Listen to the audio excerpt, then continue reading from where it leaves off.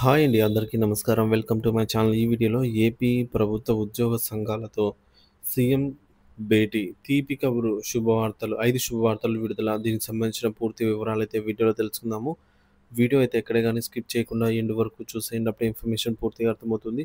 అలాగే ఈ వీడియో చూస్తున్న ప్రతి ఒక్కరు వీడియోకైతే లైక్ చేయండి ఫ్రెండ్స్. ఈ వీడియోని తోటి ఉద్యోగ పెన్షన్ మిత్రులతో అయితే షేర్ చేయండి.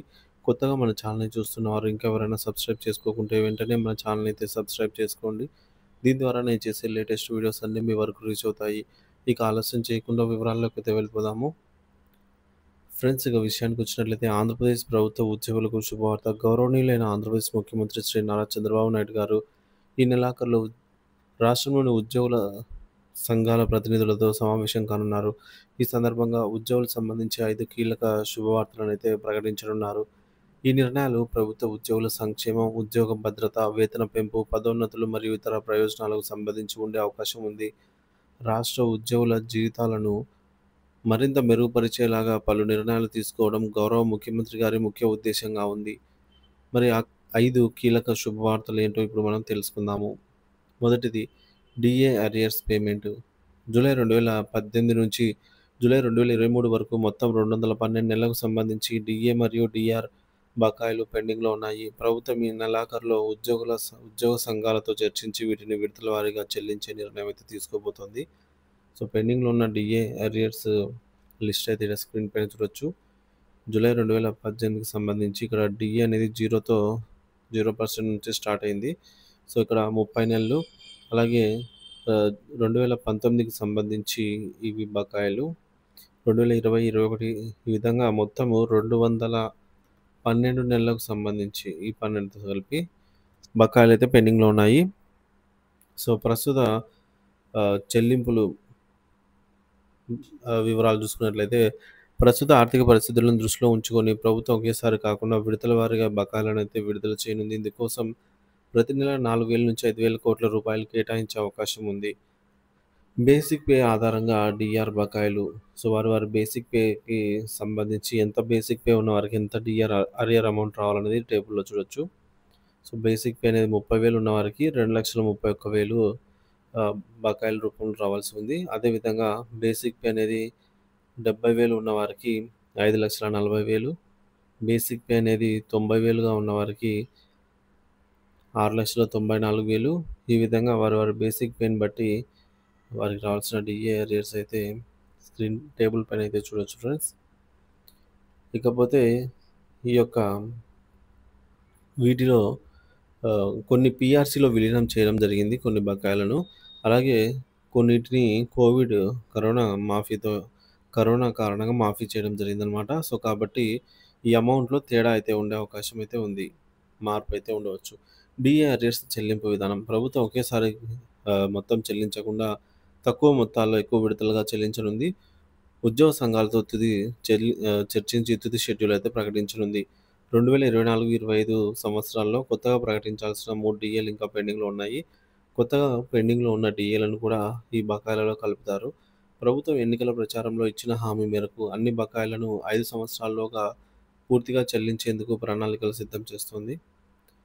సో, ప్రస్తుతం ప్రభుత్వం ఉద్యోగ పెన్షన్‌లకు సంబంధించి ఈ విధంగా డీఏ చెల్లింపులైతే చేయాలి అని చెప్పి లక్ష్యంగా పెట్టుకుంది.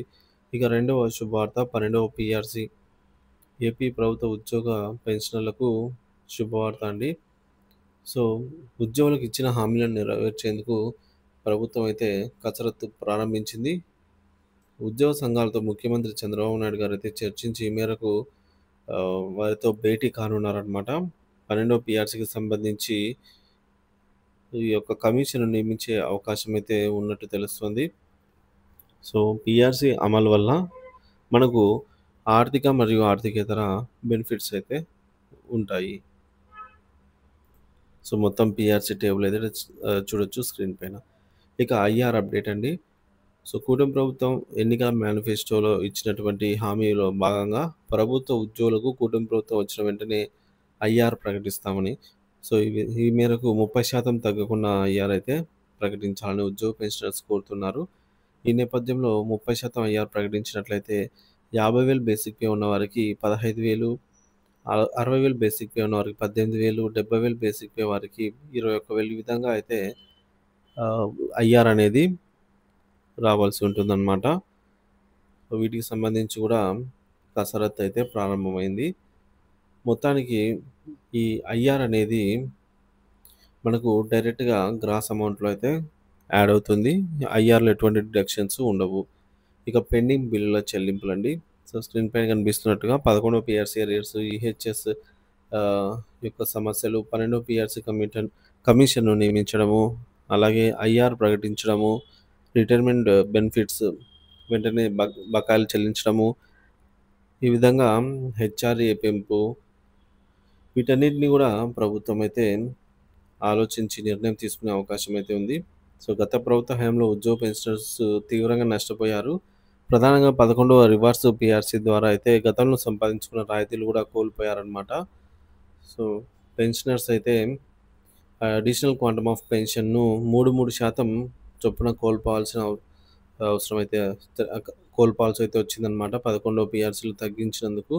సో, ఈ ప్రభుత్వం తిరిగి మళ్ళీ పాత స్లాబ్‌లను 70 సంవత్సరాలు దాటిన వారికి 10%, అలాగే 75 సంవత్సరాలు దాటిన వారికి 15% అడిషనల్ క్వాంటమ్ ఆఫ్ పెన్షన్ తిరిగి పునరుద్ధరించాలని అయితే 4,00,000 మంది పెన్షనర్లకు న్యాయం జరిగేలా చూడాలని అయితే కోరుతూ ఉన్నారు.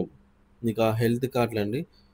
సో, హెల్త్ కార్డ్ స్కీమ్ ప్రధాన ఉద్దేశ్యమైనటువంటి క్యాష్‌లెస్ ట్రీట్మెంట్ ప్రతి ఉద్యోగి పెన్షనర్‌కు అందేలాగా చర్యలైతే తీసుకోవాలి. మహిళా ఉద్యోగులకు కూడా కేంద్ర ప్రభుత్వ మహిళా ఉద్యోగులతో సమానంగా చైల్డ్ కేర్ లీవ్స్‌ను 6 నెలల నుంచి 2 సంవత్సరాలకైతే పెంచాలనే డిమాండ్ ఉంది. ఇక ఐదవది కారుణ్య నియామకాలు, ఖాళీల భర్తీ, రెగ్యులరైజేషన్. సో, గత ప్రభుత్వ హయాంలో కాంట్రాక్ట్ ఉద్యోగులందరినీ రెగ్యులరైజ్ చేస్తామని హామీ ఇచ్చి, కేవలం కొంతమందిని ప్రధానంగా ఆరోగ్య శాఖ మరియు కొన్ని శాఖలలో వారిని 2023 యాక్ట్ 30 ప్రకారంగా క్రమబద్ధీకరణ చేశారని, విద్య మరియు ఇతర శాఖల్లో పనిచేసి కాంట్రాక్ట్ ఉద్యోగులను నేటికి క్రమబద్ధీకరించలేదని, కనుక మిగిలిపోయిన కాంట్రాక్ట్ ఉద్యోగులను వెంటనే క్రమబద్ధీకరించాలని అయితే కోరుతున్నారు. అలాగే ఆహ్, రాష్ట్రంలో రెగ్యులర్ ఉద్యోగులతో సమానంగా పనిచేస్తున్నటువంటి సుమారు 1,00,000 మంది ఔట్‌సోర్సింగ్ ఉద్యోగులకు ఆప్కాస్ కార్పొరేషన్ ద్వారా జీతాలు పొందుతున్నారు. ఇంకా ఆప్కాస్‌లో లేకుండా సుమారు 1,00,000 మంది ఉద్యోగులు కాంట్రాక్ట్‌ల ద్వారా జీతాలు పొందుతూ మోసపోతున్నారు. కావున వీరందరికీ ఉద్యోగ భద్రత కల్పించేలా చర్యలు తీసుకొని, రెగ్యులర్ ఉద్యోగులతో పాటు సమానంగా పనిచేస్తున్న ఔట్‌సోర్సింగ్ ఉద్యోగులందరికీ సమాన పనికి సమాన వేతనం ఇచ్చేలాగా చర్యలు తీసుకోవాలని, అలాగే ఉమ్మడి మేనిఫెస్టోలో ఇచ్చిన హామీ మేరకు ప్రభుత్వ సంక్షేమ పథకాలు కూడా ఈ చిరు ఉద్యోగులకు వర్తించేలాగా ప్రభుత్వం చర్యలు తీసుకొని, చిరు ఉద్యోగులను కూడా ఆదుకోవాలని అయితే కోరుతున్నారు. సో, ఈ విధంగా పెండింగ్‌లో ఉన్నటువంటి బకాయిలను కూడా త్వరితగతిన చెల్లించే యోచనలో అయితే ప్రభుత్వం ఉన్నట్టు తెలుస్తుంది.